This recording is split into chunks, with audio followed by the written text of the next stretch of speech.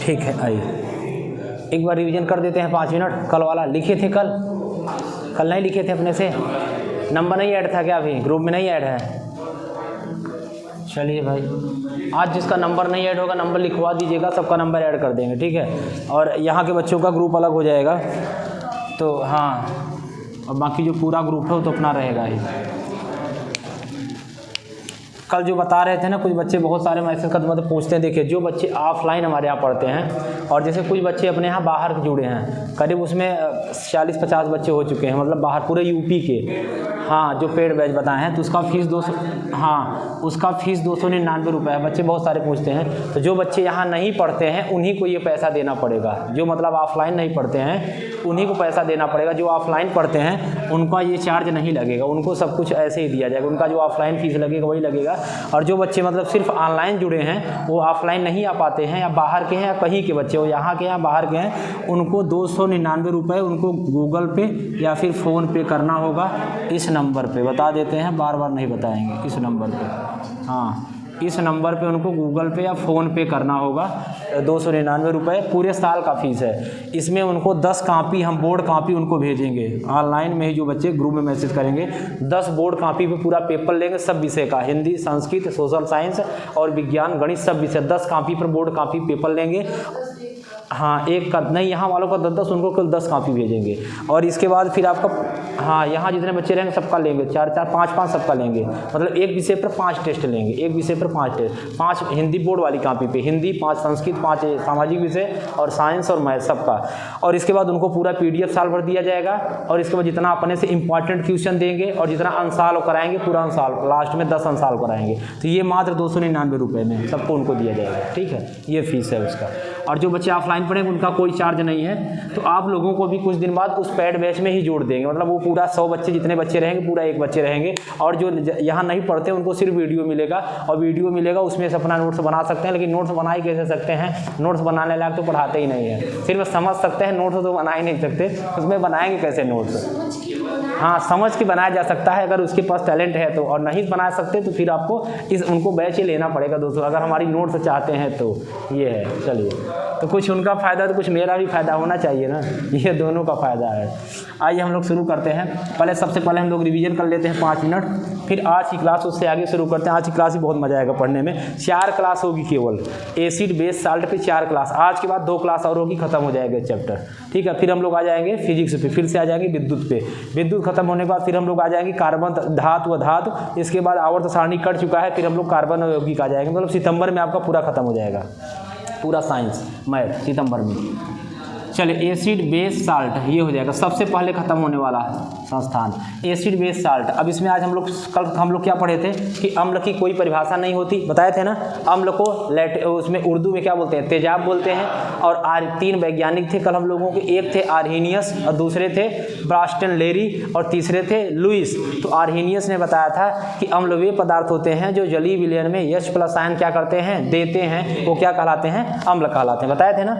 दूसरा हम लोग पढ़े थे कि वास्टन और लेरी के अनुसार कि अम्लवीय पदार्थ होते हैं जो प्रोटॉन को क्या करते हैं? प्रोटॉन देते हैं, ठीक है ना, उसे क्या बोलते हैं? अम्ल कहते हैं। तीसरा जो लुइस वैज्ञानिक थे उन्होंने बताया था कि अम्लवीय पदार्थ होते हैं जो इलेक्ट्रॉन को ग्रहण करते हैं। फिर हम लोगों ने अम्लों के गुण के बारे में देखा था। क्या देखे थे? अम्लों के गुण।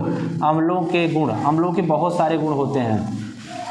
प्रॉपर्टीज ऑफ एसिड, पहला अम्ल का गुण होता है कि अम्ल वे पदार्थ होते हैं जो जलीय विलयन में H+ आयन देते हैं, बताए थे ना। जो जलीय विलयन में H+ आयन देते हैं उसे क्या बोलते हैं? अम्ल कहलाते हैं। दूसरा हम बताए थे अम्लों के गुण में कि अम्ल वे होते हैं जिनका कि क्या होता है? जो, हाँ, मतलब जो नीले लिटमस पेपर को क्या कर देता है? लाल कर देता है, बताए थे ना। अम्ल वे पदार्थ होते हैं जो नीले लिटमस पेपर को लाल कर देता है। लिटमस पेपर क्या होता है? एक पेपर, एक पत्र होता है छोटा सा, उसकी एक गुण होता है कि जैसे ही उसमें अम्ल डालेंगे नीले पे तो क्या कर देगा, उसको लाल कर देगा। तीसरा पढ़े थे जो अम्ल होते हैं उनका पीएच मान 7 से कम होता है। अम्ल का पीएच मान क्या हो जाएगा, पीएच मान 7 से कम हो जाएगा। ये क्या होता है, अम्लों के गुण होते हैं। अम्ल और क्या बताया थे, अम्ल में हाइड्रोजन क्या होता था, अम्ल मतलब हाइड्रोजन, और जब 2 या 2 से अधिक, अम्ल में क्या होता है, जब 2 या 2 से अधिक ऑक्सीजन की मात्रा है तो क्या कहलाते हैं, अम्ल कहलाते हैं। कल बताया थे ना, अम्ल में 2 या 2 से अधिक ऑक्सीजन की मात्रा होने पर क्या कहलाता है, अम्ल कहलाते हैं। जितना ज़्यादा कम कार्बन की मात्रा होगा उतना अच्छा वो अम्ल होगा, जितना कार्बन की मात्रा ज़्यादा बढ़ती जाएगी अम्ल क्या हो जाएगा, कमज़ोर होता जाएगा। बताए थे ना। और बताए थे अम्लों के गुण में, अम्ल जो होता है धातुओं के साथ अवक्रिया करके क्या देता है, हाइड्रोजन गैस निकालता है। कौन सी गैस निकालता है, हाइड्रोजन गैस निकलता है। ठीक है। और हम लोग कल पढ़े थे एक ऑक्साइड के बारे में 2 पढ़े थे, एक कौन था बताइएगा, एक हम लोग ऑक्सी के बारे में पढ़े थे। क्या पढ़े थे, ऑक्सी अम्ल और ऑक्सी, हाँ, और एक हम लोग हाइड्रा की बात किए थे। ऑक्सी मतलब ऑक्सीजन के साथ साथ हाइड्रोजन भी होता हो, क्या होता हो, हाइड्रोजन। ऑक्सी अम्ल वे होते हैं जिनमें ऑक्सीजन और हाइड्रोजन दोनों होता है, लेकिन जो हाइड्रा अम्ल होते हैं इसमें क्या होता है, केवल हाइड्रोजन होते हैं। कल पढ़े थे ना, ये हम लोग पढ़े थे। फिर हम लोग पढ़े थे प्रबल अम्ल और दुर्बल अम्ल। क्या पढ़े थे, प्रबल अम्ल और दुर्बल अम्ल। प्रबल अम्ल वे होते हैं जिनमें क्या होता है, कार्बन की मात्रा नहीं होती है, जिनमें कार्बन की मात्रा नहीं होती, जैसे एग्जाम्पल में H2SO4, HNO3, इन सब में कार्बन की मात्रा नहीं है, इसे हम क्या बोलेंगे, ऑक्सी अम्ल बोलेंगे। क्या मतलब क्या बोलेंगे, प्रबल अम्ल बोलेंगे। और दुर्बल अम्ल वे होते हैं जिनमें कार्बन की मात्रा होती है, जैसे CH3COOH क्या है, कार्बन है, इसका मतलब कैसे अम्ल है, दुर्बल अम्ल है। जिनमें कार्बन मतलब अम्ल को कार्बन दुर्बल बनाता है, कमजोर बनाता है, और उतना ही ऑक्सीजन अम्लों को क्या बनाता है, अच्छा स्ट्रांग बनाता है। ठीक है। तो जिनमें प्रबल मतलब स्ट्रांग एसिड होता है, जिनमें कार्बन नहीं होता है, और जिनमें कार्बन होता है उसे हम कौन सा अम्ल बोलते हैं, दुर्बल अम्ल बोलते हैं। ये सारी चीज़ों ने हम लोग पढ़ा था। कल हम लोग पढ़े थे विलेय और विलायक के बारे में। विलेय क्या होता है, जिसकी मात्रा बहुत कम होती है वो क्या विलेय कहलाता है, और विलायक होता है जिसकी मात्रा बहुत ज़्यादा होती है। मतलब जो विलेय होता है वो किस में घुल जाता है, वो हमेशा विलायक में घुल जाता है। किस में घुल जाता है, विलायक में घुल जाता है। विलेय हमेशा विलायक में घुल जाता है। विलेय मतलब क्या हो जाएगा, अम्ल हो जाएगा, और विलायक मतलब क्या हो जाएगा, जल हो जाएगा। मतलब आप अम्ल को जल में घोल सकते हैं, जबकि जल को अम्ल में नहीं घोल सकते। विलेय को आप विलायक में मिला सकते हैं, न कि विलायक को विलेय में मिलाया जाता है। बात समझ रहे हैं ना। कल हम लोग पढ़े थे सांद्र अम्ल, एक पढ़े थे तनु अम्ल के बारे में। सांद्र अम्ल वे होते हैं जो बहुत गाढ़े होते हैं, और जो तनु अम्ल होता है वो क्या होता है, बहुत पतला होता है। ठीक है। तो इतना हम लोग मोटी मोटी बात कल पूरा टॉपिक पर क्लियर किए थे, समझ में आ गया ना, एक बार पूरा रिवीजन हो गया। अब आज हम लोग कुछ आगे की बातें शुरू करते हैं। चलिए आगे चलते हैं। ये हो गया, ठीक है। अब हम लोग आगे आज पढ़ेंगे, हाँ आज हम लोग आगे पढ़ेंगे कुछ अम्लों के ही बारे में। अभी हम लोगों का अम्ल ही चल रहा है, कल से हो सकता है क्षार शुरू हो। आज हम लोग अभी अम्ल के बारे में ही शुरू करेंगे। चलिए अब हम बात करेंगे सबसे ज़्यादा अम्लीय क्या होता है। चलिए बताएंगे सबसे ज़्यादा अम्लीय। आप अम्लीयता का बढ़ता हुआ, ये आप ऑब्जेक्टिव पूछा गया है, सबसे ज़्यादा अम्लीय, सबसे ज़्यादा अम्लीय। एक हम रिएक्शन लिखते हैं, बताइएगा। HClO4, आगे HClO3, HClO2, HClO। बताइएगा सबसे ज़्यादा अम्लीय इसमें कौन होगा, हाँ बताइएगा कौन सबसे ज़्यादा अम्लीय होगा। 4 ऑप्शन दिया रहेगा, आप बोलेंगे सर आप बताए थे जिसमें ऑक्सीजन की मात्रा सबसे ज़्यादा होगी वह सबसे ज़्यादा अम्लीय होगा, यही तो होगा ना। और जिसमें कार्बन की मात्रा सबसे ज़्यादा होगी वह सबसे कम अम्लीय होगा। बताए थे कल ना, ठीक है। कल आप नहीं आए थे क्या, आए थे, ठीक है। तो ध्यान कहीं और है क्या। चलो तो HCl क्या हो जाएगा, ये सब ज़्यादा अम्लीय हो जाएगा, फिर उसके बाद ये होगा, फिर ये होगा, फिर ऐसे होगा ना। मतलब सबसे ज़्यादा अम्लीय क्या हो जाएगा, HClO4, क्योंकि ऑक्सीजन की मात्रा सबसे ज़्यादा है, इसमें उससे कम है, इसमें उससे कम है। इसमें आप बताएंगे O3 तथा O7 में सबसे ज़्यादा अम्लीय कौन सा होगा, बताइएगा कौन सा होगा, O7, सही है ना। आप समझ गए, जिसमें सबसे ज़्यादा ऑक्सीजन की मात्रा होगी वह तत्व वह सबसे ज़्यादा अम्लीय होगा, सही है। चलिए आगे चलते हैं, ठीक है, समझ गए। आज हम लोग बात करेंगे, अब हम लोग देखिए इसके आगे बात करते हैं, ठीक है। आज हम लोग बात करेंगे अम्लीयता को बढ़ाने वाला, अम्लीयता को बताइएगा आप, अम्लीयता को बढ़ाने वाला कौन बढ़ाता है, ऑक्सीजन। कौन बढ़ाता है, ऑक्सीजन, ठीक है, ऑक्सीजन। ऑब्जेक्टिव में ऐसे ही छोटे छोटे क्वेश्चन पूछे जाते हैं। फिर लिखेंगे अम्लीयता को घटाने वाला, अम्लीयता को घटाने वाला, अम्लीयता को घटाने वाला। अम्लीयता को कौन घटाता है? कार्बन। ये बहुत महत्वपूर्ण पॉइंट है, ठीक है ना। अम्लीयता को बढ़ाने वाला ऑक्सीजन, अम्लीयता घटाने वाला कार्बन। अम्लीयता को हमेशा बढ़ाता है ऑक्सीजन। जितना ज़्यादा ऑक्सीजन होगा वह तत्व, वह पदार्थ उतना अम्लीय होगा, और जितना ज़्यादा उसमें कार्बन की मात्रा होगी वह उतना दुर्बल होगा। इसीलिए इसको हम क्या बोलते हैं? प्रबल अम्ल बोलते हैं। इसको क्या बोलते हैं? दुर्बल अम्ल बोलते हैं। सही है, आगे चलते हैं। अम्ल के प्राकृतिक स्रोत बहुत इंपॉर्टेंट है। अब जो पढ़ाने जा रहे हैं यहाँ से 1 नंबर हर साल पूछा जाता है कि किस पदार्थ में कौन सा अम्ल पाया जाता है। इमली में कौन सा पाया जाता है, नींबू में कौन सा पाया जाता है, टमाटर में क्या पाया जाता है, मधुमक्खी में क्या पाया जाता है, जितने भी दुनिया के सेब में क्या पाया जाता है, जितना भी दही में क्या पाया जाता है, दूध में क्या पाया जाता है, हम लोग सब आज पढ़ेंगे। किसमें कौन सा अम्ल, सुने होंगे ना, किसमें कौन सा अम्ल पाया जाता है, हम लोग उसको पढ़ रहे। एक ऑब्जेक्टिव क्वेश्चन यहाँ से पूछा जाता है, और जो भी पॉलिटेक्निक CHS जो भी एग्जाम होते हैं NTS, वहाँ भी इससे एक क्वेश्चन जरूर आता है हमेशा। और आपके 10 के बाद कंपटीशन में भी यहाँ से क्वेश्चन पूछा जाता है, किस पदार्थ में कौन सा अम्ल पाया जाता है। चलिए हेडिंग हम लोग यहाँ बनाएंगे अम्ल के प्राकृतिक स्रोत। हम लोग यहाँ लिखेंगे अम्ल के प्राकृतिक स्रोत, अम्ल के प्राकृतिक स्रोत। यहाँ से हम लोग बात करेंगे, इसको चेंज कर देते हैं। पहला बात करेंगे आमाशय रस में, आमाशय रस में कौन सा अम्ल पाया जाता है। आमाशय रस में कौन सा अम्ल पाया जाता है, क्या बताएंगे? HCl, हाइड्रोक्लोरिक अम्ल, ठीक है ना। पहला क्वेश्चन, आमाशय रस में या आमाशय मतलब पेट की अम्लता को दूर करने में कौन सा पाया जाता है? HCl पाया जाता है। HCl जिसे हम इनो जो आप पीते हैं ना, उस इनो में HCl रहता है। ये अम्ल होता है हाइड्रोक्लोरिक अम्ल होता है, पेट की अम्लता को दूर कर लेते हैं। तो जब पूछा जाएगा आमाशय में कौन सा रस पाया जाता है, क्या बताएंगे? हाइड्रोक्लोरिक अम्ल। दूसरा प्रोटीन किस अम्ल का बना होता है? प्रोटीन किस अम्ल का बना होता है? कभी सुने हैं? कभी सुने हैं? प्रोटीन समझते हैं ना, कहाँ पाया जाता है? प्रोटीन का सबसे ज़्यादा स्रोत क्या है? प्रोटीन का सबसे बड़ा स्रोत क्या है बताइएगा? हाँ, सोयाबीन। 65% प्रोटीन पाया जाता है सोयाबीन में, सही बोल। फिर दूसरा दाल हो जाता है। तो प्रोटीन के किस अम्ल का बना होता है? इसको हम लोग बोलेंगे एमिनो अम्ल। क्या बोलेंगे? एमिनो अम्ल। ये सब आपको PDF में मिल जाएगा, आपको कुछ नहीं लिखना है, बस सिर्फ आपको पढ़ना है, बस शांतिपूर्वक। आपको लिखना कुछ नहीं है क्लास में कभी भी। साइंस में पूरे साल कुछ नहीं लिखना है, बस आराम से। हाँ, अपने घर जाके जरूर लिखना है। माइंड मतलब आप माइंड में आप लिखते जा रहे हैं, इसका मतलब आपको ये समझना है सब कुछ लिखते जा रहे हैं। कल शायद कुछ लोग प्रयास किए होंगे जरूर घर में, जैसे कौन, तुम किए थे ना? हाँ, ये देखो शाम को भेजे थे ना ये। तो ऐसे ही मतलब आप लोग प्रयास किया करिए, WhatsApp पे हमारे भेजा करिए, हम तो कम से कम देखें कि आप सही लिखे हो कि नहीं। आप यहाँ घर जाते ही कोशिश किया करिए, एक गलत सही, जैसे कुछ चीज़ें थोड़ा बहुत भी गलती थी, लेकिन ठीक है कम से कम गलत किया। अब हम इसका कल चेक किए थे, अभी हम जाएंगे तो भेज देंगे, तुम्हारा गोला लगाए हैं लाल लाल उसमें। तो कुल मिला के माने हम उसमें एडिट करके आपको दिखा देते हैं यहाँ गलती है। तो कम से कम आप खुद सीखोगे क्या हम गलत कर रहे हैं, क्या सही कर रहे हैं। तो जब सही वाला PDF मिलेगा, कल हम PDF भेज दिए थे, देखे थे ना, पूरे चैप्टर का भेज दिए थे, एक टॉपिक नहीं, हाँ पूरा।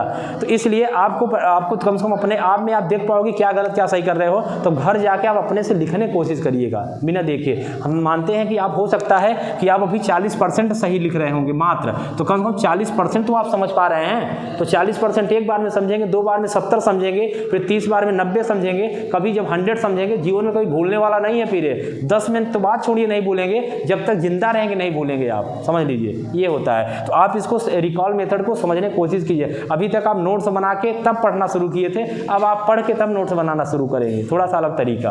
तो ये है, लिखने का कोई चक्कर नहीं, क्योंकि हम लोग जितना नियम ये होता है कि लोग यहाँ एक बार पढ़ाते हैं पूरे साल, हम लोग एक बार नहीं, सितंबर में 1 बार, अक्टूबर में 2 बार, नवंबर में 3 बार, दिसंबर में 4 बार, जनवरी में 5 बार, पूरे साइंस को हम लोग 5 बार पढ़ लेंगे। सोचिए यहाँ लोग 1 बार नहीं पढ़ पाते, सोचिए हम 5 बार पढ़ा देंगे आपको, तो पूरा याद हो जाएगा, लिखने कोई काम ही नहीं होगा। लेकिन आपके पास एक नोट्स होनी चाहिए। अभी आप लोग डिटेल नोट्स बनाइए, घर में नोट्स जरूर बनाइए, ये हम नहीं बोले ना लिखिए। और जैसे यहाँ भी बैठे हैं तो आपको लग रहा है कि थोड़ा बहुत नोट कर लें, तो आप थोड़ा बहुत नोट कर सकते हैं, जो जो आपको नया लगे। कुछ चीज़ें क्योंकि PDF में हो सकता है, कुछ चीज़ें आगे पीछे कम ज़्यादा हो सकती हैं, ठीक है। इसलिए पढ़ाने का मतलब अलग होता है, लिखाने का मतलब एक अलग होता है। इसलिए हम यहाँ टाइम आपका ख़राब नहीं करना चाहते कि हम लिखा के पता चला कि 1 घंटे समझ ले, हम ज़्यादा से ज़्यादा समझाने की कोशिश करेंगे।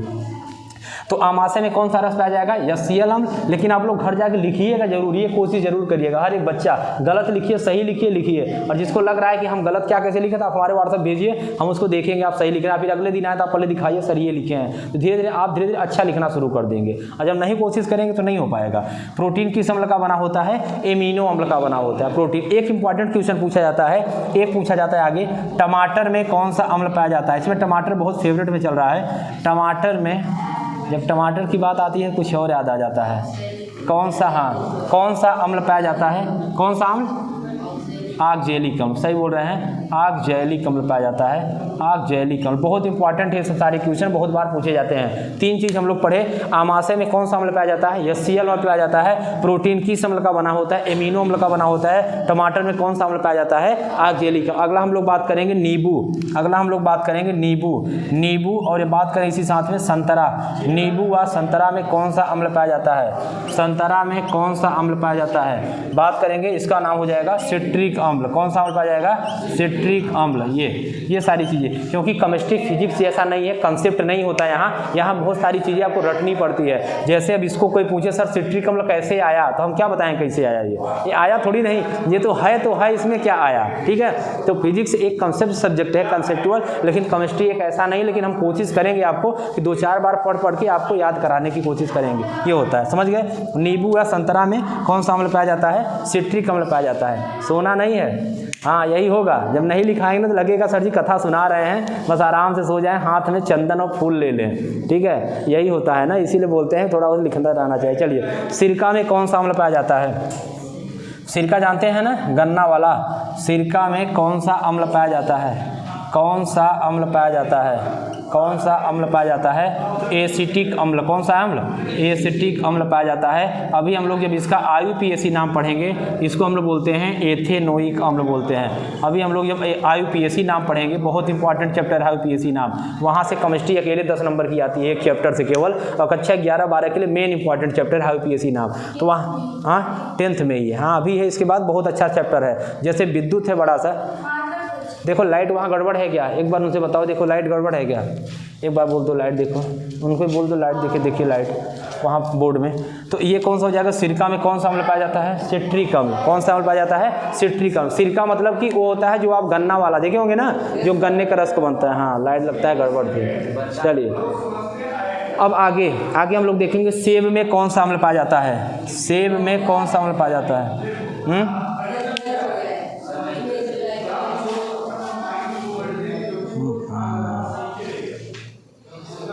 चले सही है, ठीक है, वहाँ से गड़बड़ थी। सेब में कौन सा अम्ल पाया जाता है? सेब में कौन सा अम्ल पाया जाता है?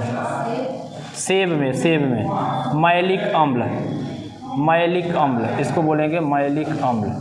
सेब में कौन सा अम्ल पाया जाता है? मैलिक अम्ल पाया जाता है। ठीक है, इतना सारी चीज़ें आपको ध्यान रखना है, फिर हम लोग आगे चलते हैं। सही है ना? ठीक है, सेब में कौन सा अम्ल पाया जाता है? मैलिक अम्ल। ठीक है, तो समझ गए ना? एक बार बिना देखे बताइएगा आप लोग, एक बार कोशिश करिएगा। आमाशय में बताइए कौन सा रस पाया जाता है? HCl। और प्रोटीन में कौन सा? अमीनो अम्ल। और टमाटर में ऑक्जेलिक अम्ल। और नींबू या संतरा में सिट्रिक अम्ल। जो भी खट्टा चीज़ें होगा उसमें सिट्रिक अम्ल पाया जाएगा। और सिरका में एसिटिक अम्ल। और सेब में कौन सा अम्ल पाया जाएगा? मैलिक अम्ल। ठीक है, अभी पूछते हैं फिर दोबारा। चलिए, इमली में कौन सा अम्ल पाया जाता है? अभी फिर से पूछेंगे। हाँ, इमली में टार्टरिक अम्ल पाया जाता है। नोट्स में कल सब लिखा रहा होगा, लिखा था? ठीक है, हाँ। इमली में कौन सा अम्ल पाया जाता है? इमली में कौन सा अम्ल पाया जाता है? इमली में कौन सा अम्ल पाया जाता है? तो इमली में क्या पाया जाता है? टार्टरिक अम्ल। इसी की वजह से मुंह में पानी आ जाता है।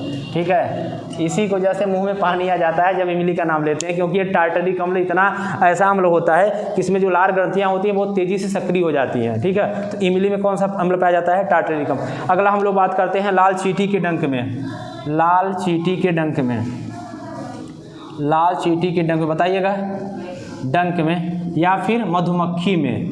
मधुमक्खी में इसमें फार्मिक अम्ल पाया जाता है। कौन सा अम्ल? फार्मिक अम्ल पाया जाता है, इसमें फार्मिक अम्ल पाया जाता है। ये हो गया मधुमक्खी के इसमें डंक में। ठीक है, अगला बताइएगा, विटामिन सी में कौन सा अम्ल पाया जाता है? विटामिन सी में कौन सा अम्ल पाया जाता है? विटामिन सी में कौन सा अम्ल पाया जाता है? कौन सा अम्ल पाया जाता है बताइएगा? एस्कॉर्बिक अम्ल। एस्कॉर्बिक, विटामिन सी का नाम भी होता है, विटामिन सी का नाम ही होता है एस्कॉर्बिक एसिड। विटामिन सी में एस्कॉर्बिक अम्ल पाया जाता है। विटामिन सी का नाम, जैसे विटामिन ई का नाम रेटिनॉल होता है, सुने होगे ना, ऐसे विटामिन सी का नाम एस्कॉर्बिक अम्ल होता है। चलिए, दही में कौन सा अम्ल पाया जाता है? दही में कौन सा अम्ल पाया जाता है? दही में कौन सा अम्ल पाया जाता है? दही में कौन सा अम्ल पाया जाता है? लैक्टिक अम्ल पाया जाता है। किससे? लैक्टिक अम्ल। लैक्टोमीटर से हम दूध को मापते हैं, और दही में कौन सा अम्ल पाया जाता है? लैक्टिक अम्ल। या फिर कोई पूछ ले कि जो दूध फट जाता है उसमें भी लैक्टिक अम्ल पाया जाएगा। बात समझ रहे हैं ना? जो दूध फट जाता है उसमें लैक्टिक अम्ल। तो दही खट्टा हो जाता है, जो दूध फट जाता है हल्का, उसमें भी खट्टा हो जाता है। इसीलिए पूछा गया है दही में या फटे हुए दूध में कौन सा अम्ल पाया जाता है? लैक्टिक अम्ल पाया जाता है। एक आंख और आपको बचा है, जठर रस में कौन सा अम्ल पाया जाता है? ये भी क्वेश्चन आपके पूछा गया है। जठर रस में कौन सा अम्ल पाया जाता है? क्या हो जाएगा? HCl अम्ल। जठर रस में और उसमें आमाशय में दोनों एक ही रस पाए जाते हैं। कौन सा? आपको दो एक ही अम्ल पाए जाते हैं, वो भी HCl अम्ल। दोनों का नाम HCl। आगे हाँ, जठर जहाँ की मतलब जो पेट में जो नहीं जठराग्नि होती है, मतलब ये जठर रस माने जो आपका जूस निकलता है, जो पेट से पूरा खाना पचने के बाद जो निकलता है उसको हम जठर रस बोलते हैं। ठीक है, पेट के अंदर। हाँ, और इसके बाद अगला हमारा हो जाएगा विटामिन जूस, मतलब कि जैसे पूरा खाना जब पाचन होता है तो जो उसका जो कठोर पदार्थ होता है, तो नीचे जब पढ़ाए थे हम लोग बायोलॉजी भी जब पढ़ाए थे पहला चैप्टर, तो उसमें जो चीज़ अवशिष्ट पदार्थ के रूप में बड़ी आंत में चला जाता था, और जो उससे जो मतलब जो लिक्विड पदार्थ जो निकलता था, तो वही जो हमारा जो उसको पचाता है वही जठर रस कहलाता है। जैसे जठराग्नि, पेट के अंदर जैसे एक ज्वाला, मतलब पचाने के लिए उसमें नहीं एक आग जलता कहते हैं, हाँ जठर रस, वही आग जलता रहता है, जो कि इसीलिए बोला जाता है कि तुरंत खाना खाने के बाद पानी नहीं पीना चाहिए, जो आपकी आग होती है जठराग्नि वो बुझ जाती है।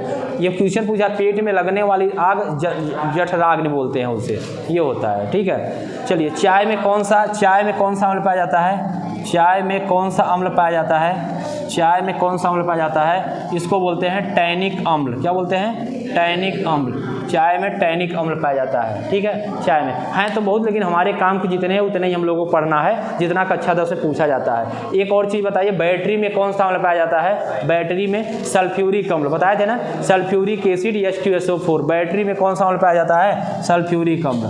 बैटरी में कौन सा अम्ल पाया जाता है? तो बैटरी में H2SO4, जिसे हम सल्फ्यूरिक अम्ल बोल सकते हैं।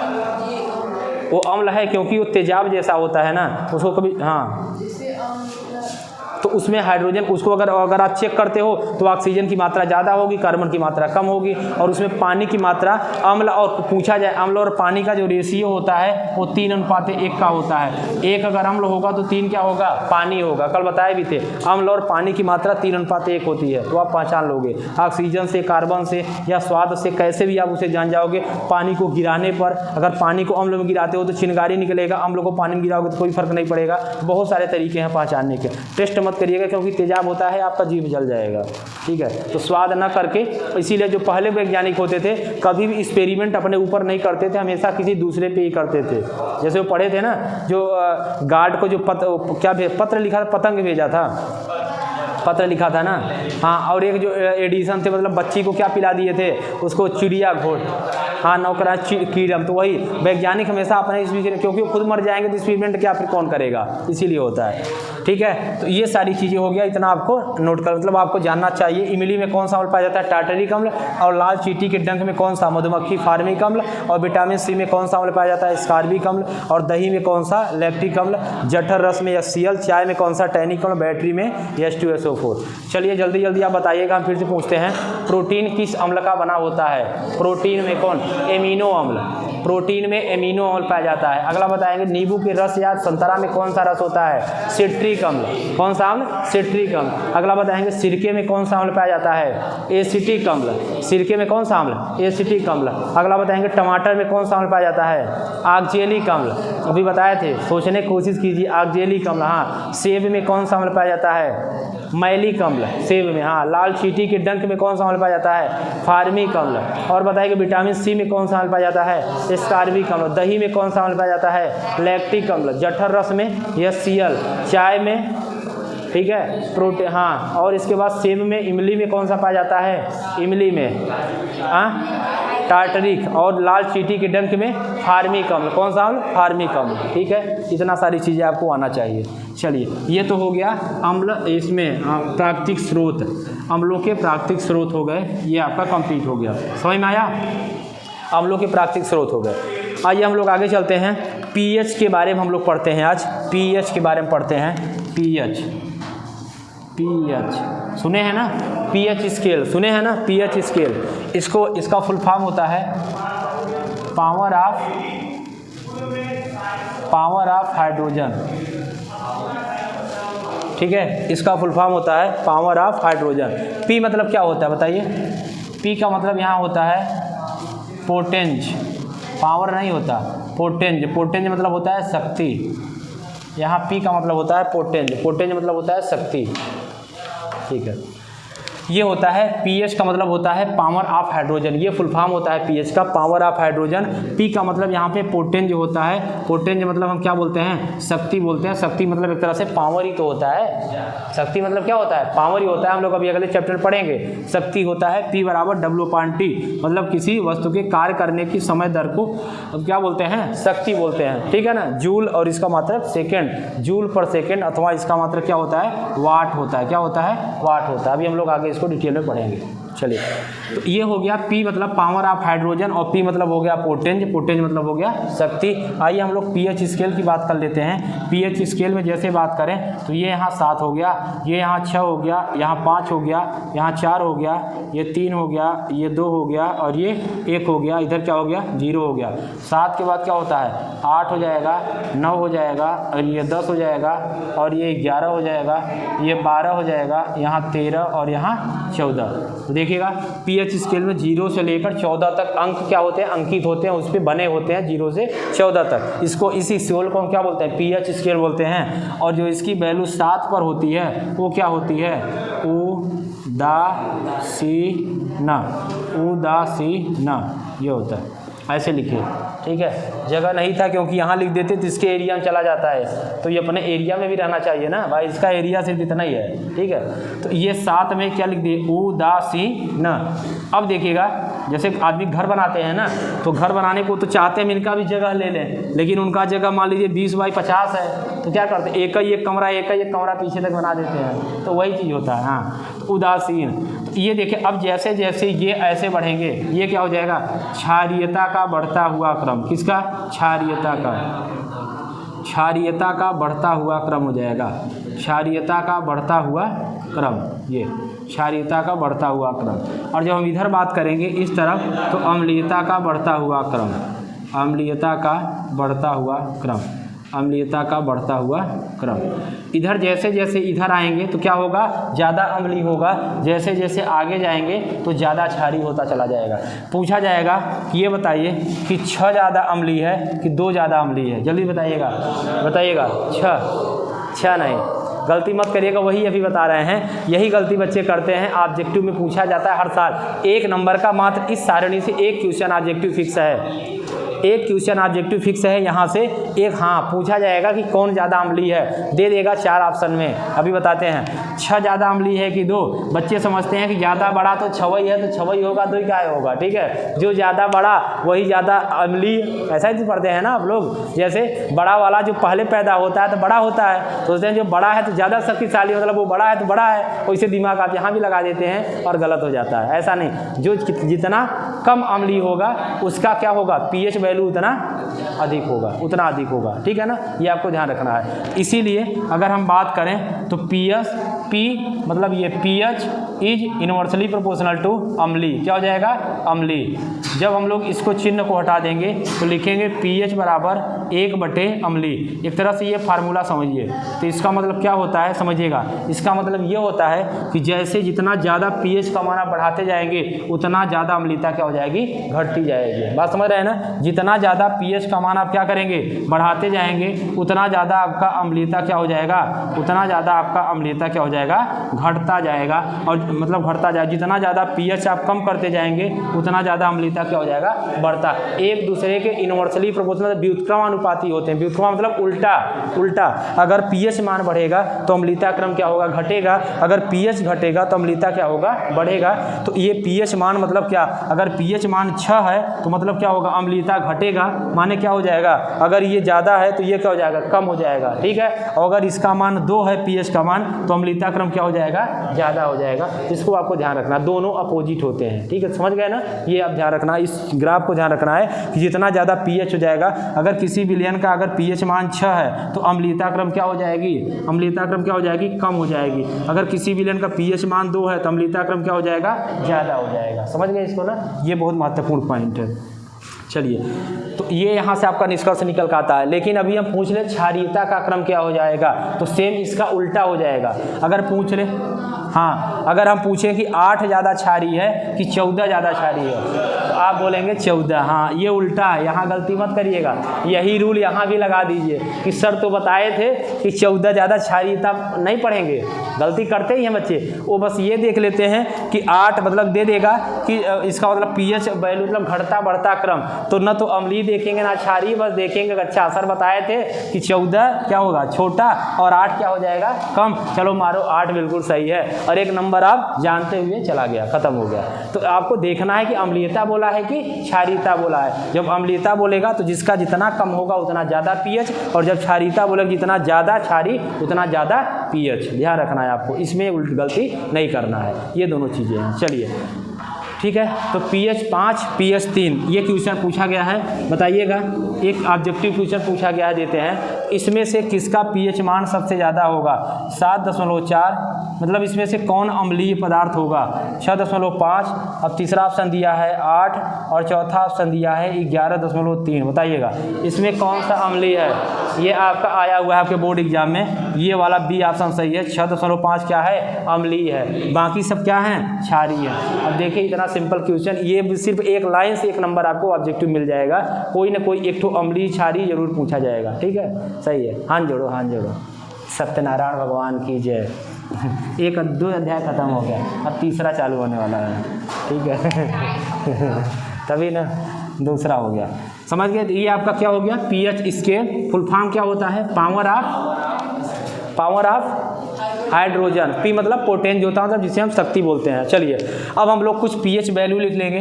जैसे HCl का pH कितना होता है ये भी पूछा जाता है, 1 होता है। कुछ pH वैल्यू याद करेंगे, जैसे हम लोग अम्ल के कुछ याद किए हैं ना, हम लोग कुछ तत्वों के किसका कितना कौन सा अम्ल पाया जाता है कुछ तत्वों में, ऐसे हम लोग बोलेंगे किस में क्या क्या पाया जाता है। तो HCl का pH मान कितना होता है, 1 होता है। एक तत्व होता है नींबू, हाँ 1 होता है नींबू का रस, नींबू का रस। ठीक है, तो नींबू के रस में कितना होता है, 2.2 से 2.4 तक होता है। इसका फिक्स नहीं होता है, ध्यान रखिएगा। 2.2 से 2.4 के बीच में होता है कोई, क्योंकि कुछ नींबू कम खट्टा होता है और कुछ नींबू बहुत ज़्यादा। कहते हैं ना भैया रस वस है कि नहीं, तो जिसमें कम रस है उसको तो मतलब नमक और नींबू भी खा सकते हो, और जो बहुत खट्टा होता है दांत में लगाते हैं पता चला कुछ नहीं खा पाओगे, होता है ऐसा ना।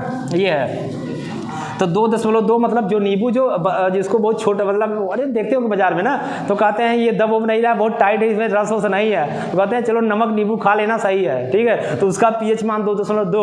और जो बहुत खतरनाक वाला खट्टा होता है उसको तो कभी खा ही नहीं पाओगे, तो उसको क्या होगा, वो आधा डालने में पूरा एकदम पूरा खट्टा खट्टा हो जाता है। उसका pH मान कितना होगा, 2.4। उल्टा बता रहे हो, मतलब हम बोल दिए तो ये भी बोल दिए, हाँ उसका 2.2 होगा।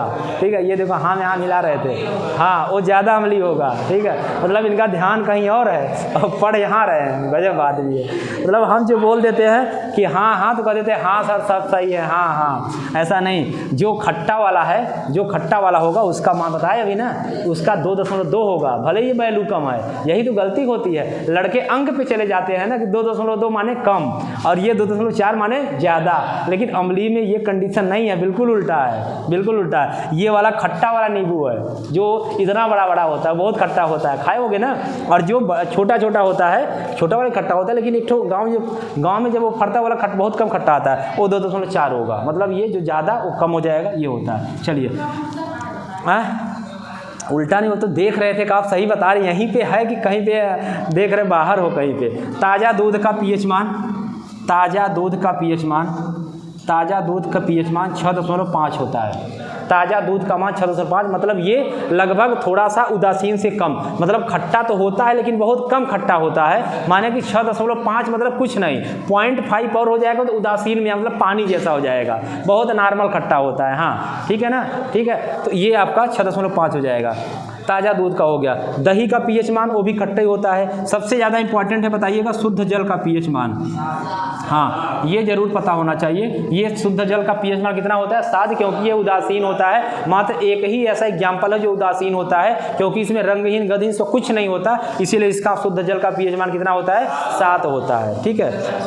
हाँ कठोर जल D2O बोला जाता है। कठोर जल मतलब आपका उसका पीएच मान कम होगा ज़्यादा, बताइएगा, उसका पीएच मान ज़्यादा हो जाएगा, कम नहीं होगा उसका ज़्यादा, 7 से थोड़ा सा ज़्यादा, 7 से थोड़ा सा ज़्यादा। जैसे आप बताइएगा रक्त का, जैसे आप बताइएगा रक्त का 7.4 बहुत इंपॉर्टेंट है जो लिखा रहे हैं 7, इसीलिए रक्त हल्का सा क्षारीय होता है लेकिन बहुत कम क्षारीय होता है, मतलब उसको आप इतना धीरे से उसको आप खा सकते हो, उसको आप खा सकते, मतलब हल्का देखते हैं लोग ना, जब कहीं कट जाता है तो फालतू में उसको पीना नहीं चाहिए, कोई मतलब नहीं निकलता है, लेकिन कुछ लोग क्या करते हैं लगाते हैं, कहते हैं कम से कम हमारा खून बर्बाद हो रहा, थोड़ा पी ही लेते हैं। अरे भाई वो पी रहे हो तो तुम्हारे शरीर में जा रहा हो, नस में नहीं जा रहा है, वो सब फालतू, मतलब तू अपना आप कुछ भी करो लेकिन वो कोई मतलब नहीं उसका। हाँ वो अपने मन को शांति के लिए पीते हैं। हाँ आत्मा शांति नहीं, मन नहीं, कोई फर्क नहीं पड़ेगा, वो नसों में जब तक नहीं चढ़ेगा पीने से कुछ नहीं होगा।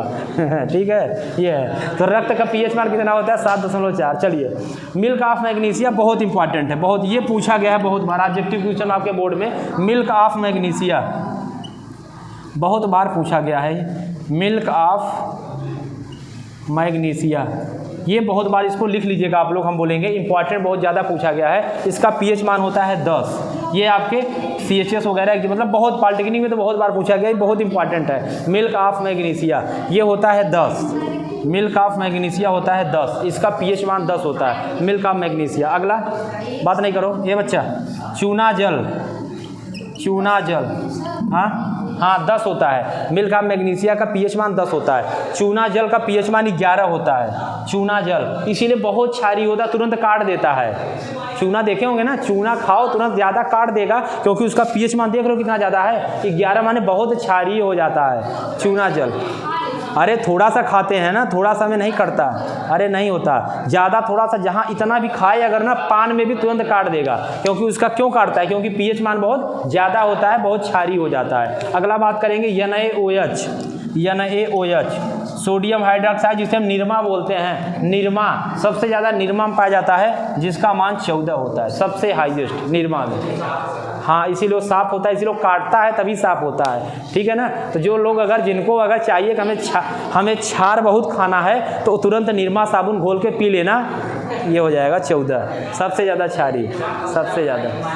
हाँ उपयोग बहुत जगह है, पीएच मान से तो पता चलता है कौन पदार्थ कैसा है, अम्लीय है, क्षारीय है, उसका क्या कंडीशन है, सभी चीज़ पता चलता है, इसका यूज है। हाँ तो वही चीज़ें बोल रहे हैं, इसका सारा शुद्ध अशुद्ध सब पता चल जाता है पीएच मान से ही, कौन पदार्थ कैसा है। तो समझ गए ना, ये इंपॉर्टेंट था पीएच वैल्यू, पीएच मान। ठीक है, पीएच मान क्या होता है, पावर ऑफ हाइड्रोजन होता है। पी मतलब पोटेंज, मतलब उसकी शक्ति के बारे में पता चलता है, उसकी कितनी पावर है। तो जिसका क्या होता है पीएच और अम्लीय में क्या संबंध होता है, जो पीएच होता है उसके व्युत्क्रमानुपाती होता है अम्लीय के, मतलब जितना ज़्यादा पीएच मान होगा वह पदार्थ उतना कम अम्लीय होगा, और जितना कम पीएच मान होगा वह पदार्थ उतना ज़्यादा अम्लीय होगा। तो पीएच आप लोग देख ही लिए सारे पीएच का मान। बुझा चूना मतलब ये कौन सा चूना था, चूना जल है, बुझा चूना वही बात, चूना में जब जल मिला देते हैं तो बुझ ही जाता है। चूना में जैसे ही आप पानी मिलाओगे उसमें से फुफ्फुस की आवाज़ आती है, सूखा चूना नहीं, सूखा चूना की बात नहीं किया है। अब ऐसे तो बहुत सारे पदार्थ तो देखना पड़ता है कि किसका किसका सबका पीएच मान अलग अलग होता है, सारे को याद भी नहीं करना, जितना आपको आया हुआ था उतना ही हम आपके सामने लेकर आते हैं। अंसाल वो देखते हैं 10 साल 15 साल का, उसमें जितने इंपॉर्टेंट आए हुए होते हैं उसी से हम आपको पढ़ाते हैं, जितना आपका पेपर में आया हुआ होता है। बाकी पढ़ने को तो आपके आगे बहुत ज़्यादा है, लेकिन जितने आपकी ज़रूरत की चीज़ें हैं उतना ही हमें भी पढ़ना है। ठीक है, बाकी डिटेल में हमको पढ़ना होगा तो हम लोग फिर आगे बहुत सारा पढ़ेंगे। अभी हम लोगों का टारगेट है इस साल कि 99 नंबर हम लोगों को लाना है साइंस में, बस 99 नंबर। अब आप कहेंगे सर एक नंबर कहाँ कटेगा, एक नंबर मात्रक में कट जाता है, जो आप गलती कर देते हो। पता चला शक्ति जल्दी जल्दी लिखे, सेंटीमीटर लिखने भूल गए, अरे वो 100% हो जाती है। अभी देखना टेस्ट लेंगे, देखना कितनी गलती करोगे। या फिर गलती हो जाती है, चित्र बनाए, चित्र का नाम ही लिखना भूल गए, चित्र तो बना दिए जल्दी जल्दी में, कहीं ना कहीं गलत जरूर आप कर देते हैं, कहीं ना कहीं करते हैं। इतना अभी तक मिला है इसलिए बता रहे हैं, 99 नंबर बहुत सारे बच्चे पाए। हाँ कहाँ 100 में 100 होगा? हाँ तो मतलब वो तो सब सही किया होगा, मतलब यहाँ बता रहे हैं, कोचिंग बता रहे हैं बच्चे के जो पाए हैं, तो 99 नंबर मिला है हाईएस्ट इस साल, 99 नंबर। ये है मैथ में आप 100 में 100 पा सकते हो, बहुत आसान है, लेकिन साइंस में एक आध नंबर कट जाता है कहीं ना कहीं। आप मात्रा गले रिएक्शन कहीं संतुलित करने में 2 नहीं लगाए, या फिर कहीं यूनिट लिखना भूल गए, कहीं वो एलसीएम लेना भूल गए, क्योंकि आप जैसे ही 90-95 होते हो आपकी कापी 3 से 4 बार चेक होती है। इसका मतलब अच्छा उसकी कापी अलग रख ली जाती है, फिर उसको लास्ट में जितनी कापी रहती है उसको अलग से चेक करते हैं, छोटी छोटी फिर चीज़ें देखना शुरू कर देते हैं उसमें कि सही में आपको। हाँ टमाटर के रस का सबका अलग अलग पीएच मानो। टमाटर क्या है, क्या होता है टमाटर, क्या है? हाँ 4 होता है ना, तो खट्टा होता है ना टमाटर। अब वो डिपेंड करता है, पका टमाटर है, जैसे कच्चा आम पका आम, तो कच्चा आम का अलग हो जाएगा, पका आम कैसे, कच्चा टमाटर का अलग हो जाएगा, पका टमाटर का अलग हो जाएगा, ठीक है, ये होता है। शराब का 7 पॉइंट कुछ होता है, शराब का भी 7 कुछ होता है शराब का, सही बोल रहे हो, वो भी क्षारीय होता है। 7 पॉइंट में कुछ होता है, 8 से कम होता है, 7 कुछ होता है, 7.2 या 4 ऐसे होता है उसका भी, ठीक है, 7.4 ही होता है। ऐसे सबका अलग अलग होता है पीएच। आप अपने से अनुसार ना उसके टेस्ट से भी आप जानते हैं, जो आपके परीक्षा में देगा, आप उस पर बहुविकल्पीय देगा, तो उसमें ये मत सोचेगा ऐसे देगा कि सर आप मान लीजिए रक्त दे दिया 7.4, 7.2, 7.3, 7.1, ऐसे कभी नहीं देगा, ऐसे नहीं देगा। एक देगा 7.4, तो एक देगा 8.5, एक देगा 3, ऐसे देगा, ऐसे देगा। ये मत सोचेगा कि ऐसे देगा कभी आंसर में, ऐसे तो जो बनाएगा वो नहीं जान पाएगा, ठीक है, क्योंकि किसी का कोई फिक्स नहीं हो। हमेशा कभी शराब में किसी की मात्रा ज़्यादा हो गई, पता चला कभी बढ़िया शराब आ रहे, संख्या बढ़ गई लोगों की। अभी देखो कोचिंग है ना, इतना ज़्यादा प्रचार करना पड़ता है, अभी 1 रुपये शराब कम हो जाए अभी दुकान पे, तो कल पता चला गोपाल विद्यालय से यहाँ तक लाइन लग जाए, ठीक है, शराब की। तो ये होता है, तो वहाँ क्या होता है, जैसे उसकी कीमत बढ़ती है तो उसका क्वालिटी क्या होता है, घटता चला जाता है। मतलब जैसे मात्रा लोगों की संख्या बढ़ती जाती है पीने वाले की, तो उसकी क्वालिटी घटती जाती है, और जैसे क्वालिटी अगर बढ़ती है तो संख्या क्या होती है, घट जाती है। मतलब ये दोनों एक दूसरे पर डिपेंड होता है ना। अगर लोग पीने वाले कम हैं तो बहुत अच्छा शराब मिलेगा, और जब अगर पीने वाले बढ़ गए थोड़ा सा उसमें कुछ और मिला देते हैं तो उसमें उसका पीएच मान आगे पीछे होता रहता है। इसीलिए पीएच मान हमेशा दशमलव में ज़्यादातर होता है, क्योंकि वो बदलता रहता है, कभी 7.2, कभी 7.4। कभी कभी देखो बिहार में कहते हैं शराब पीने से लाखों की मौत हो गई, तो इसीलिए उसका पीएच मान क्या होता है, वो तो समझ रहे हैं कि वही वाला समझ के उसको एक गिलास पीने के चक्कर में क्या करते हैं, ले लो 2 गिलास और ले लो, कोई दिक्कत नहीं है, क्योंकि इसका पीएच मान तो उतना ही होता है। लेकिन उस समय पीएच मान उसका हो सकता है थोड़ा सा स्टैंडर्ड हो गया हो, ठीक है, और क्या हुआ पता चला चले गए हो, ठीक है, ये दिक्कत होती है। भाई क्षार ज़्यादा होगा, पेड़ को जला दिया, आपके आंत को काट दिया, भाई जब वो क्षारी है ना, क्षारी है तो क्या करेगा, जहाँ जाएगा तो तेजाब का काम करेगा, वो जलाता चला जाएगा, जैसे वही, तो जैसे ही जलाना शुरू कर देगा तो क्या होगा, आंत फट जाती है, लीवर खत्म हो जाता है। इसीलिए यही कारण होता है शराब पीने वालों को लीवर सबसे पहले डैमेज होता है, सबसे पहले यही कारण है, क्योंकि उसकी हाँ अरे किडनी लीवर माने जो कमजोर पार्ट दिखेगा सब डैमेज हो जाएगा, क्योंकि क्षार है वो काट देगा ना, क्षारी चीज़ें क्या करता है, सीधे काटना शुरू कर देगा, वही चीज़ें हैं। बाकी तो समझदार हो। अब ज़्यादा बात शराब की न करा, सोचेंगे पढ़ा रहे हैं कि ये इसका बिक्री करवा रहे हैं, ठीक है इसलिए समझा करो। बाकी ज़्यादा पूछना होगा बताना, डिटेल में बता देंगे बाकी। हाँ चलिए हम लोग आगे चलते हैं। अब पीएच की खोज किसने किया था, ये पूछा गया ऑब्जेक्टिव में। पीएच की खोज किस वैज्ञानिक ने किया था, सोरेनसन, इसको लिख लीजिएगा, सोरेनसन वैज्ञानिक ने किया था पीएच की खोज। 1909 में किया था, लेकिन सन से कोई मतलब कभी सन नहीं पूछा जाता है, लेकिन ये लिख लीजिएगा सोरेनसन। पीएच की खोज सोरेनसन नामक वैज्ञानिक ने किया था, ठीक है, पीएच की खोज सोरेनसन नामक वैज्ञानिक ने किया था। पीएच की खोज सोरेनसन नामक वैज्ञानिक ने किया था। पीएच की खोज सोरेनसन नामक वैज्ञानिक ने किया था। पीएच की खोज सोरेनसन नामक। अब हम लोग पढ़ेंगे भस्म। बस थोड़ा सा इसके बारे में पढ़ा देते हैं, फिर हम लोग पूरा रिवीजन करते हैं। बस थोड़ा सा भस्म के बारे में आइए पढ़ लेते हैं। पीएच आपका टोटल, अम्ल आपका टोटल खत्म हो चुका है, अम्ल पूरा आपका खत्म हो गया, ठीक है ना। अम्लों के कुछ उपयोग हैं आपको हम बता दें, पीडीएफ में भेज दिए, आप लिख लीजिएगा। सिंपल उपयोग है, जैसे ये जो बनाने सारी चीज़ें किया जाता है तो अम्ल के उपयोग है। बाकी जो महत्वपूर्ण था उपयोग कभी नहीं पूछा है, बस हमेशा अम्लों के गुण बताइए, यही क्वेश्चन आएगा कि अम्लों के गुण बताइए, अम्लों की कोई 4 गुण बताइए। जैसे नंबर में 2 नंबर में आएगा तो बोल देगा अम्लों के गुण बताइए, 3-4 तो लिख लीजिएगा।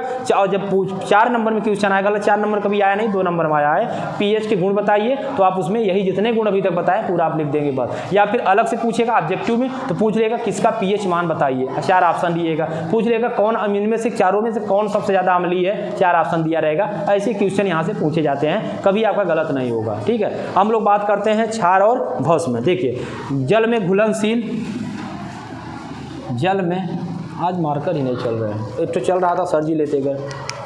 जल में घुलनशील, यहाँ भी बहुत इंटरेस्टिंग है। जल में घुलनशील भस्म को, लड़के सोचते हैं भस्म क्षार एक ही है, आइए अंतर दिखाते हैं। जल में घुलनशील भस्म को क्या बोलते हैं, क्षार कहते हैं। जल में घुलनशील भस्म को क्या बोलते हैं, क्षार कहते हैं। समझिए, माने जो भी भस्म होंगे, इसका मतलब एक यहाँ से पॉइंट समझ में आएगा, अंत में आपको बताएंगे, समझिएगा। जो जल में घुलनशील होगा उस भस्म को हम क्या बोलेंगे, क्षार कहते हैं। इसका मतलब सभी भस्म, हाँ सभी भस्म क्या क्षार हो सकते हैं, यस या नो बताइएगा। क्षार हो सकते हैं, बताइएगा। क्या सभी भस्म क्षार हो सकते हैं, बताना है आपको। क्या सभी भस्म क्षार हो सकते हैं, हाँ बताइएगा, वही तो पूछ रहे हैं। और क्या सभी क्षार भस्म हो सकते हैं, नहीं अभी पता चलेगा ना, अभी आपको चित्र से समझाते हैं। सभी क्षार भस्म हो सकते हैं, ये आपको यस या नो में उत्तर देना है, यस या नो में बताना है। ये भी आपको यस या नो में बताना है, ये दोनों बताना है। जल में घुलनशील भस्म को आप क्षार कहते हैं। जब अगर जल में घुलनशील हम भस्म को अगर क्षार कहते हैं तो क्या सभी भस्म क्षार हो सकते हैं, और अगर सभी भस्म क्षार हो सकते हैं तो क्या सभी क्षार भी क्या भस्म हो सकते हैं, बताइएगा। कंफ्यूज कर रहा है यही तो क्लियर करना है ना, इसी को तो क्लियर करना है। हाँ ठीक है, सभी भस्म क्षार कभी भी नहीं हो सकते हैं, सभी भस्म कभी भी क्षार नहीं हो सकते हैं, लेकिन सभी क्षार भस्म हो सकते हैं। आइए चित्र से बताएं, चित्र से आइए बताते हैं। जैसे एक हो गया भस्म, आइए चित्र से दिखाते हैं। ए हो गया भस्म, अभी भस्म को हम 3 पार्ट में ले लिए, ए ले लिए, बी ले लिए और सी ले लिए। ये देखिएगा, समझिएगा। ए ले लिए, बी ले लिया, मार्कर नहीं चल रहा है यार क्या। अब देखिए, अभी हम क्या बताएं, जो भस्म जल में घुलनशील है, जो भस्म जल में घुलनशील है उसे क्या कहते हैं, क्षार कहते हैं। तो मान लीजिए हमारा ए घुलनशील नहीं है, बी घुलनशील नहीं है, लेकिन सी क्या है, ये जल है, और ये हमारा क्या हो जाएगा, इसमें क्या है, क्या घुलनशील है, मतलब जल में घुलनशील ये जल है, और सी जो है हमारा क्या है, भस्म है। सी क्या है, भस्म है। तो ये ए घुलनशील नहीं है, बी नहीं है, और सी भस्म क्या है, जल में घुलनशील है। तो इसका मतलब क्या हो जाएगा कि जल में घुलनशील भस्म हम क्या बोलते हैं, क्षार बोलते हैं। तो माने सी केवल क्या है, जल में घुलनशील है, ए और बी क्या है, जल में घुलनशील नहीं है। तो इसका मतलब क्या है, सभी जो भस्म होंगे वो क्षार हो सकते हैं क्या, नहीं हो सकते। मतलब कि जो भस्म होगा तो, और भस्म क्या होता है, जो भस्म क्या होता है, जो जल में घुलनशील होता है। तो जब सभी क्षार अगर भस्म हो सकते थे, ये तो हो सकते हैं, लेकिन जब सभी अगर भस्म क्षार हो सकते थे तो इसका मतलब सभी क्या होते थे, जल में घुलनशील हो सकते हैं, लेकिन सभी जल में घुलनशील नहीं हो पा रहे हैं। तो इसका मतलब क्या है, जो क्षार होगा वही तो जल में घुलनशील होगा। जो क्षार होगा, मान लीजिए ये क्षार है तो क्या हो जाएगा, जल में घुलनशील हो जाएगा। तो यहाँ से आपको ये पॉइंट समझना है कि जो सभी भस्म होंगे वो कभी क्षार नहीं हो सकते हैं। जो सभी भस्म होंगे तो क्षार नहीं हो सकते, लेकिन जो भी क्षार होंगे वो हमेशा भस्म हो सकते हैं। उदाहरण इसका, हाँ हाँ वो सॉलिड में होगा ना, तभी तो बोल रहे। हाँ तो नहीं घुल सकता, क्योंकि ये क्या है, ये भस्म नहीं है ना। जब भस्म, देखिए जब जो क्षार होंगे वही भस्म हो सकते हैं। पानी मतलब और पदार्थ जैसे ही देखिए जल में घुलनशील जो जल में घुल जाएगा आसानी से उसे ही हम भस्म कहते हैं। अब जरूरी नहीं है कि क्षार तो सब हैं, क्षार मान लीजिए तीनों क्षार हैं, समझिए आज और समझाते हैं डिटेल में। देखिए मान लीजिए तीनों क्षार हैं, ये भी क्षार है, ये भी क्षार है और ये भी क्या है, क्षार है, लेकिन इनमें से ये भस्म नहीं है, ये भस्म नहीं है, केवल ये बस भस्म है। हाँ हाँ घुलेंगे। देखिए अब क्षार तो तीनों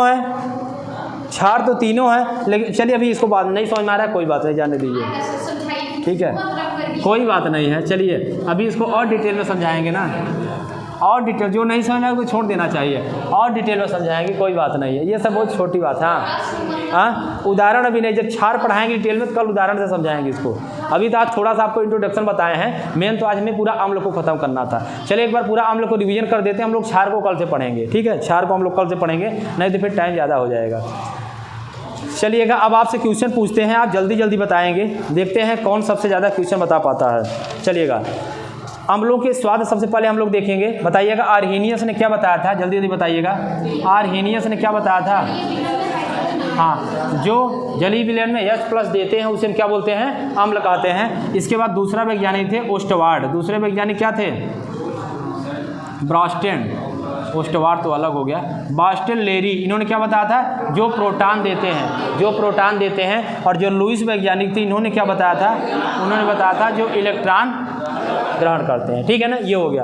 अब अम्लों के कुछ गुण होता है, बताइएगा, अम्ल नीले लिटमस को क्या कर देता है, लाल कर देता है। अम्लों का जो मान होता है वो pH मान होता है, वो 7 से कम होता है, ये बताए थे। अगला पॉइंट बताइएगा, अम्लों के गुण क्या हो जाएंगे, अम्ल में हाइड्रोजन की मात्रा होती है, और अम्लों के गुण में अम्ल को कौन सा कमजोर बनाता है, अम्ल को कार्बन कमजोर बनाता है, अम्ल को कार्बन कमजोर बनाता है, और अम्ल को हाइड्रोजन क्या बनाता है, हम लोग को ऑक्सीजन क्या बनाता है, मजबूत बनाता है। हमेशा ध्यान रखना है कि ऑक्सीजन बनाता है मतलब मजबूत, मतलब तो स्ट्रांग बनाता है, और क्या, जैसे जितना ज़्यादा ऑक्सीजन की मात्रा होगा उतना ज़्यादा वो मजबूत हो जाएगा। ये बच्चा थोड़ा सा ऐसे ही क्वेश्चन पूछते, नहीं सही है। देखो ये बता रहे हैं कि जैसे कार्बन की मात्रा बताया था ना, फिजिक्स से एक कंसेप्ट होता है, लेकिन केमिस्ट्री कुछ चीज़ें होती है जो आपको समझना पड़ता है। अभी आपको ये भी ना बताते तो हम ये लिखवा देते कि लिखो ये अम्ल है, ये क्षार है, तो आप कम से कम 10 5 तो पढ़ लेते। हो सकता है कोई 6वां एग्जाम पर पूछ लेता जो आपको नहीं पता रहता, तो आप कैसे पहचान पाते, जो आप पढ़े रहते वही तो जानते, उसके आगे आप नहीं जान पाते। तो इसीलिए आपको हम ऐसा बताने की कोशिश कर रहे हैं, केमिस्ट्री का कोई रटने का कोई तरीका ही नहीं होता, केमिस्ट्री सिर्फ बताते हैं। कोई भी टीचर आप पढ़ेगा देखिएगा, सिर्फ बोलता है कि इसको रट लेना क्योंकि केमिस्ट्री है, बोलते हैं कि केमिस्ट्री और हिस्ट्री आप शाम को पढ़िए, सवेरे सब खत्म, ये रटने वाली सब्जेक्ट मानी जाती है ना। इसीलिए हम सोच रहे हैं आपको कुछ ऐसा ट्रिक बताएं जो कि रटना ना पड़े केमिस्ट्री को। बाकी केमिस्ट्री का कोई कंसेप्ट नहीं होता है ज़्यादा कि ये ऐसे कैसे, फिजिक्स में हो सकता है, खूब समझिए आप, फिजिक्स में कोई रटना नहीं। हाँ तो हवा में अगर कार्बन की मात्रा है तो क्षारीय है, मतलब अम्लीय तो बहुत कम होता है लेकिन कम होगा। प्रत्येक तत्व में कुछ न कुछ कार्बन की मात्रा जरूर होता है। जो आपको काला दिखता है, दुनिया में जो चीज़ें आपको काला दिख रही है, हाँ जो चीज़ें, हाँ सुनो, जो चीज़ें तुम्हें आज तक काला दिखी है समझ लेना सब उसमें, हाँ सब में कार्बन है, सब में कार्बन है। जैसे पेंसिल की जो नोक होती है उसमें ग्रेफाइट पाया जाता है, उसमें कार्बन की मात्रा मैक्सिमम होती है। जो आप चावल जल जाता है उसमें कार्बन की, मतलब जो जलाने के बाद जो कुछ मिल जाता है सब कार्बन की मात्रा पाया जाता है। काला माने कार्बन, सीधी सी बात है। तो इसीलिए जिसमें भी अम्लीय जहाँ भी अगर कार्बन पाया जाएगा, किसी भी तत्व में, किसी भी तत्व होगा, कोई भी तत्व हो सकता है, उसमें मतलब अम्लीयता कम है। और जिसमें ऑक्सीजन पाया जाएगा 2 या 2 से अधिक ज़्यादा पाया जाएगा, उसमें ऑक्सीजन एक नहीं, जैसे HCl, अब तुम इसमें कहोगे तो सर एक का 2 या 2 से अधिक ऑक्सीजन की मात्रा, अगर 1 ऑक्सीजन है तो हो सकता है कि अम्लीय हो सकता है, लेकिन 2 ऑक्सीजन या उससे ज़्यादा तो हमारा अम्लीयता बहुत ज़्यादा, मतलब वो अम्लीय होगा। और जिसमें कार्बन की मात्रा कम होगी, बस ये आपको समझना है बस, ठीक है, ज़्यादा उसमें मत जाना पंचराज, ठीक है। चलो कोई बात नहीं, आगे हम लोग देखेंगे। अब अम्ल धातु से अभिक्रिया करने के बाद कौन सी गैस बनाता है, हाइड्रोजन गैस, ठीक है ना। धातु से अभिक्रिया करने के बाद हाइड्रोजन गैस बनाता है। अगला ऑक्सी अम्ल क्या क्या होते हैं, ऑक्सी अम्ल क्या होता है बताइएगा। ऑक्सी अम्ल जिसमें ऑक्सीजन के साथ साथ हाइड्रोजन भी होता है। और हाइड्रा अम्ल क्या होता है, जिसमें केवल क्या होता है, हाइड्रा होता है, जिसमें केवल हाइड्रोजन होता है उसे हम हाइड्रा अम्ल कहते हैं। ऑक्सी अम्ल जिसमें ऑक्सीजन के साथ साथ हाइड्रोजन भी होता है। अगला CH3COOH, ये क्या है बताइएगा, ऑक्सी अम्ल है कि हाइड्रा अम्ल, CH3COOH ये क्या है, ऑक्सी अम्ल है कि हाइड्रा अम्ल है। ठीक है, ऑक्सी है क्योंकि इसमें क्या है, हाइड्रोजन के साथ साथ ऑक्सीजन भी है, तो ये ऑक्सीजन। हम बात करें कि H2SO4 ये क्या है, ये बताइएगा, ये क्या है, ये क्या है, ऑक्सी अम्ल है क्योंकि ऑक्सीजन के साथ साथ हाइड्रोजन भी है। ठीक है ना, जो जो आपको ऑक्सीजन के साथ हाइड्रोजन दिखेगा उसे हम कौन सा अम्ल बोलेंगे, ऑक्सी अम्ल बोलेंगे। ठीक है, आगे हाइड्रा अम्ल में क्या होता है, ऑक्सीजन हाइड्रोजन होता है। अगला, जो जल पूर्णतः तेजी से घुल जाता है, देखिए जो जल में तेजी से पूर्णतः घुल जाता है उसे हम क्या बोलते हैं, जो जल में पूर्णतः घुलकर तेजी से हाइड्रोजन देगा उसे क्या बोलेंगे। अरे कल पढ़े थे दो प्रकार के, प्रबल और दुर्बल। जो जल में घुलकर तेजी से जो H+ देता है उसे हम क्या बोलते हैं, प्रबल अम्ल बोलते हैं। जो तेजी से मतलब पूर्णतः, जो तेजी से मतलब पूर्णतः, जो तेजी से घुल जाता है उसे हम प्रबल अम्ल, और जो धीरे धीरे होता है उसे क्या बोलेंगे, दुर्बल अम्ल। उसे क्या बोलेंगे, दुर्बल अम्ल। दो प्रकार के होते हैं। धीरे धीरे मतलब जैसे उसका मात्रा क्या, उसमें अम्ल कम है तो धीरे धीरे घुलेगा, बहुत आराम से घुलेगा। और जो बहुत जल्दी घुल जाता है, बस ये होता है, उसके रिएक्टेंट बहुत ज़्यादा होते हैं, बहुत जल्दी घुल जाता है। जैसे चीनी और उसमें, जैसे जब चीनी और पानी को भी आप गर्म करो तो अगर चीनी पानी को शरबत बनाओ धीरे धीरे घुलेगा, अगर उसको आप गैस पे रख दो, गर्म करो, बहुत तेज़ी से तुरंत जल्दी से उबल जाएगा। जितने में आप घोलोगे ना उतने में आपका सीरा बन जाएगा बहुत जल्दी, क्योंकि उसमें कुछ ना कुछ अलग से रिएक्टेंट आपने आग लगा दिया। और जब आग लगा दी उसके कण जो धीरे धीरे चल रहे थे अब वो तेज़ी, जैसे अभी आपको कोई कह दिया जाए कि दौड़ो, आप दौड़ोगे तब, लेकिन कोई पागल कुत्ता आपके पीछे छोड़ दिया जाए तो क्या करोगे, क्या करोगे, हाँ ऐसा भागोगे, ऐसा भागोगे, फिर ये नहीं कहोगे हमारे पास जान है कि नहीं है, सर क्या करें, भागे कि ना भागे, फिर हमसे भी नहीं पूछोगे, हम कहेंगे रुको रुको, अरे बाद में सर अब जाने दीजिए, अभी ज़िंदगी की सवाल है। ठीक है, तो सेम वही होता है। तो जब उसके कुछ रिएक्टेंट मिल जाता है ना तो फिर सोचता नहीं है कि भागे कि ना भागे, बहुत तेज़ी से आपस में वो करने लगते हैं, रिएक्शन करने लगते हैं, और वो फिर यही होता है। तो वही बोल रहे हैं, यही सारे गुण होते हैं। ठीक है, केमिस्ट्री अभी आप लोग लगता है 9th में नहीं पढ़े हो, चलो किसी दिन हम कोशिश कर रहे हैं, एक दिन आपको 2-3 घंटा पूरा बेसिक पढ़ा देते हैं। बेसिक, जो बच्चा केमिस्ट्री जानता ही नहीं है केमिस्ट्री होता क्या है उसको हम पढ़ा देते हैं, फिर आप 10 की चीज़ें बहुत अच्छे समझ जाओगे केमिस्ट्री। ठीक है, केमिस्ट्री और फिजिक्स एक ऐसा सब्जेक्ट है यार कि पढ़ने वाला है ही नहीं, ये बहुत मज़ा लेने वाली सब्जेक्ट है दोनों, सही बता रहे हैं ये दोनों। ये तो पता नहीं क्यों लोग रटते हैं और इसको कैसे पढ़ते हैं, लेकिन ये दोनों बहुत अच्छा सब्जेक्ट है। हाँ, आता नहीं है तो आएगा कैसे, आता कोई कब है जब आप उसके पास जाते हो। अब आप सोचते हो हम किसी के पास ना जाएं, सब लोग हमारे पास आएँ, तो ऐसा तो कौन हो सकता है, जो डीएम होगा उसी के पास होगा। तो डीएम बनने के लिए बहुत कुछ करना पड़ता है। ठीक है, तो इसीलिए अगर आप किसी के पास नहीं जाते तो आपके पास नहीं आएगा। आप भी कभी कहाँ सोचे हो, कितना टाइम दिए हो इसके पास, कितना टाइम दिए हो पीएच को पढ़ने के लिए, कभी दिए हो समय, जब नहीं दिए तो कहाँ से आएगा बताओ। तो आने के लिए पहले जाना पड़ता है, तो आपको पहले इसके पास जाना पड़ेगा। ठीक है, मिलेगा जब आप खोजेंगे, खोजने से तो भगवान मिल जाते हैं, ये तो केवल पीएच है। ठीक है, ये तो है, चलो मिल जाएंगे। सावन लगा है एकदम, देख रहा है एकदम शंकर जी के ऊपर भीड़ ही भीड़ चल रहा है एकदम। एक अगर तुम खाना खा के नहीं आए हो, सबकी पाठशाला चले जाना, आधे घंटे में 100 केला मिल जाएगा, जाके देख लेना कभी। कल हम गए थे तो कम से कम 12-13 मिल गया था, समझ लो। हाँ 1 दर्जन ज़्यादा एक मिल गया था, मात्र 5-7 मिनट हम खड़े थे बस, और 10-15 मिठाई मिल गई थी। इस समय कहीं भी जा सकते हो एकदम। अभी जब तुम्हारा परीक्षा आएगा, अभी हम आपको दिखाएंगे, जब आपका पेपर आएगा ना तो आप क्या करते पता है, आज अगर हम इस परीक्षा में अगर विज्ञान में अगर 90 नंबर कर ले, 2 किलो लड्डू चढ़ाएंगे सीधे। ठीक है, और जैसे ही गणित का पेपर आएगा लड्डू की संख्या तुरंत दुगुना हो जाती है, 5 किलो चढ़ाएंगे। अब भले 5 न चढ़ाओ, लेकिन मतलब उसमें भक्ति लड़कों की इतनी ज़्यादा तेजी बढ़ जाती है, जो समझ लो कभी ध्यान नहीं देता था वो सुबह सुबह मंदिर सबसे पहले जाता है। आज पेपर है हमारा, कहाँ का, मैथ का पेपर है, और मैथ के दिन मंदिर में बच्चों की संख्या बहुत तेज़ी बढ़ जाती है जब मैथ का पेपर होता है। देखना कभी एक्सपेरिमेंट, हम किए हैं इसलिए बता रहे हैं। चलिए हम मतलब देखते हैं, हाँ किए भी हैं। ठीक है, टमाटर में कौन सा अम्ल पाया जाता है बताइएगा। टमाटर में ऑर्गेनिक अम्ल, और प्रोटीन किसका अम्ल, किसका, प्रोटीन में एमिनो अम्ल, प्रोटीन में। और रक्त का पीएच मान कितना होता है, हाँ, पीएच बढ़ने से अम्लीयता पर क्या प्रभाव पड़ता है, क्वेश्चन पूछा गया, बहुत सारे बच्चे गलती कर दिए थे। अभी आपको आसान लग रहा होगा, जब ये क्वेश्चन ऑब्जेक्टिव में आता है तो बहुत कठिन लगता है, एक कंसेप्ट नहीं होगा कि आप रट नहीं पाओगे। पीएच मान के बढ़ने पर, पीएच मान के बढ़ने पर अम्लीयता में क्या प्रभाव पड़ता है, पूछा जाएगा। पहला ऑप्शन रहेगा बढ़ता है, दूसरा ऑप्शन ये आया हुआ है क्वेश्चन, दूसरा बोलेगा घटता है, दूसरा बोलेगा घटता है, तीसरा बोलेगा और कोई परिवर्तन नहीं होता, कोई परिवर्तन नहीं होता, चौथा बोलेगा पहले बढ़ता है फिर घटता है। बताइएगा कौन सा होगा? पीएच का मान बढ़ने पर क्या होगा? घटता होगा। अरे बढ़ना, अभी तक कहाँ सोच रहे थे, बता चुके हैं, यही तो कब से चिल्ला रहे हैं। पीएच मान के बढ़ने पर अम्लीयता का क्रम क्या हो जाएगा? बढ़ता, घटता है। हाँ ये है, ठीक है ना। तो इसको सब छोटे छोटे क्वेश्चन है, ध्यान रखिएगा ऑब्जेक्टिव में।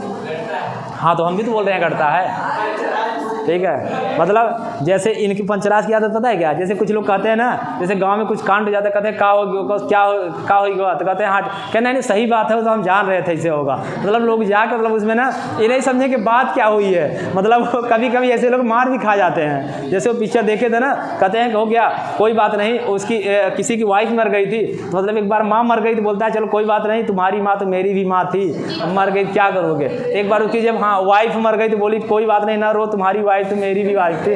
तो मतलब फिर उसको क्या हुआ, मतलब फिर उसको फिर शुरू कर दिया। तो वही मतलब इसकी आदत है कि मतलब हाँ में हाँ बोल देगा, भले आ रहा है नहीं आ रहा है उसे कोई फर्क नहीं। तो कभी कभी ऐसे धोखा भी मिल जाएगा। तो पहले चीज़ों को समझा करो क्या चल रहा है, वहाँ का मैटर क्या है। अब जाके तुम भी हाँ सही बात है, ऐसा करना नहीं चाहिए था, अब क्या मैटर है तुम नहीं जान रहे हो, करना नहीं चाहिए था, ये होता है। चलिए ये हो गया। बैटरी के पानी का अम्ल, इसका अनुपात पूछा गया है। बैटरी के पानी और जल का अनुपात, बैटरी के पानी और जल का अनुपात क्या? 3:1, 3 और 1 जल होगा, 3 उसका अम्ल होगा। ये ध्यान रखिएगा, छोटे छोटे क्वेश्चन है, ठीक है। तो चलिए हम लोग आज इतना पढ़ लिए, अब हम लोग इसको बस करते हैं, इतना हो गया आपका। कल से हम लोग क्षार को पढ़ना शुरू करेंगे। और जो आज नंबर नहीं ऐड है, आप नंबर हमको दे दीजिएगा अभी एक पेज में लिख करके, या फिर अभी तुरंत हमसे लिखवा दीजिएगा जाते समय। हाँ टाइम आपका लिख दिए हैं, टाइम देख लीजिए। कल से हाँ नहीं 2:30 से का है, 2 से करिए ना, 2 से दिक्कत है क्या? ठीक है 2 से